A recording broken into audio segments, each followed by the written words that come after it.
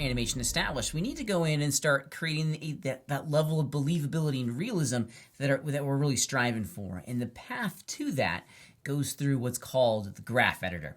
The graph editor is a wonderful work environment that gives us control specifically on how the computer is interpolating or transitioning our object's location from one keyframe to another.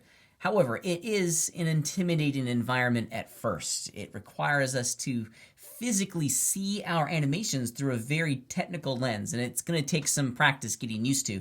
But once you start to wrangle it, it's going to be the most powerful tool in your toolbox. Let me kind of get you caught up to speed with what we have so far. Here's our animation at the moment. Let's put it back at the beginning. So I'm creating a little Pong animation here, and things are starting to look pretty good. I'm pretty pleased with the overall result that we've crafted here.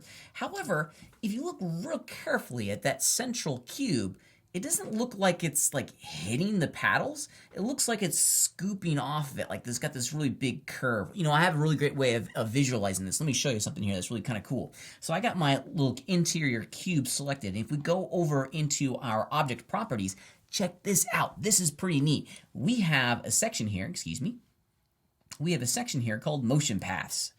This guy right here. Normally it's collapsed inside of our interface. And if we open it up, we get to establish a range of frames that we want the computer to generate a motion path for the selected object. I've already gone ahead and set my range to 120 frames. And then down below, let me zoom out. I'm running out of real estate, as they say. There we go. Down below, we have an option that says calculate. And this is going to look at every single frame within inside of this preview range and generate a motion path for us. It's pretty neat. Let's go ahead and calculate it. Hit OK. And then voila, now we get to see a visualization of the movement path of our objects within inside the scene. What's also very, very cool about this is that we get good visual indicators on the path of where the keyframes are. So here's a keyframe here at 60. Here it is at frame 100. Here's the keyframe location in three-dimensional space at frame 20. It's just really good. We can very easily see from the motion path the problem that we're trying to solve. Frame 80 here is such a wonderful visualization of where the graph editor can really come in and give us a hand.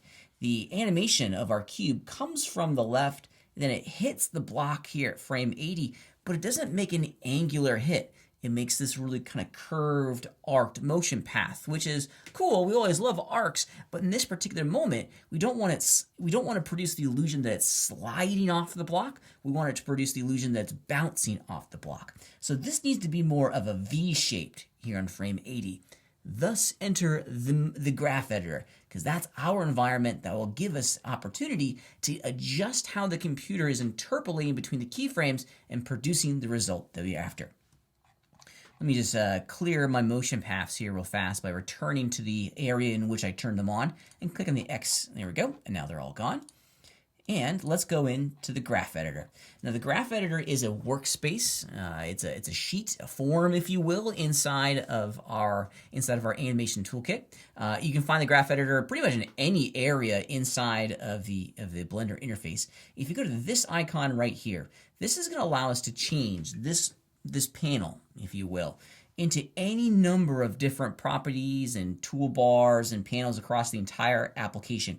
They've categorized it quite wonderfully. They have a general list of panels. Here's all the animation panels, and then here's all the scripting and programming stuff that comes with Blender, which is pretty cool. We want the graph editor, this guy right here. And this is going to change our dope sheet into a much different environment. It's pretty cool, but admittedly, it can get a little overwhelming, because now what we're seeing inside of our graph editor is a physical representation of the movement, based and plotted along points and on these curves.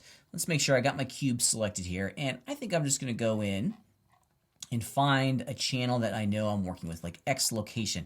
And here we go. Now we can easily see it highlighted down in the graph editor. Working with the graph editor is pretty straightforward. The navigation controls for our graph editor are no different than the navigation controls of our 3D viewport. So I'm holding down the Option and the left mouse button to pan. Option control for me is going to zoom in and out. What's different about the graph editor, because we're plotting points along a two-dimensional axis, is that we also get to zoom in and zoom out. So I'm doing Control option control, and then up and down, which allows me to zoom in and out of the values on the vertical part of our graph. Remember, this is a graph. This is like pulling out a sheet of graph paper and plotting points along a two-dimensional grid. Of course, this way is time. Left and right is time. So these are all of our frame indicators in here. Up and down is value. This is the value of the keyframes plotted against time, and we get to see how the computer is transitioning between these values. Think of these kind of like roller coasters, if you will. The roller coaster starts slowly, and then it moves very quickly as it starts to go from whatever this value is here on this keyframe. Let's check it out real here fast. This is location X, so it's starting at 3.4 meters. And then as a, not 3.0 meters. I'm sorry, I was looking at the wrong frame. 0 meters, and then it goes down to this next keyframe, which is down there. And on this next keyframe, it's what? 8.0 meters, negative 8.0 meters. So it's showing us how it's interpolating, how it's physically transitioning between those two keyframed data values. And it does it in a very cool way. And we'll talk about these function curves. That's what these lines are called a little bit later. But these ramps in and out are producing a slowing and an easing effect between these two keyframes. So the roller coaster leaves the station here, it slowly leaves, and then it picks up speed. It goes very, very fast, and then eventually gets down to this bottom keyframe, but it doesn't just slam into that bottom keyframe. It slowly ramps into that keyframe. See how it flattens out? So wherever it's flat, we're not changing value. Wherever it's real steep, we're increasing the rate of change across time. So think of these kind of like how fast it's moving between each of these keyframe values. On location X, you can see it again on the second set. It leaves here. The roller coaster leaves this bottom keyframe. It's slow because it's flat down there at the bottom. It slowly leaves, then it very quickly comes to the top of the hill, but it doesn't go, it slowly comes to the top as well because it flattens out. Remember, where it's flat, slow. Where it's increased on a nice slope, fast. So that's how the graph editor looks and functions inside of Blender.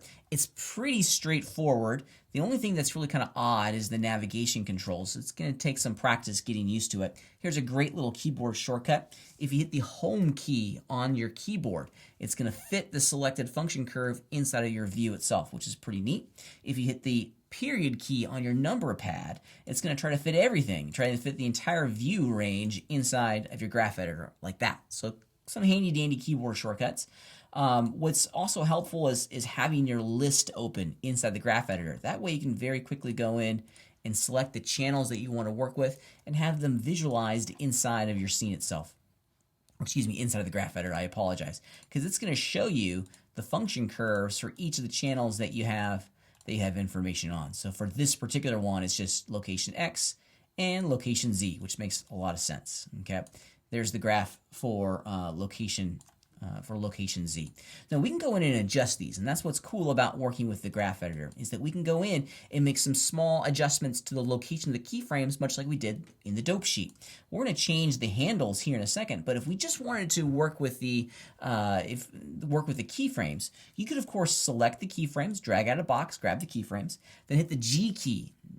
You can also left click and drag them around. I like hitting the G key, grab tool.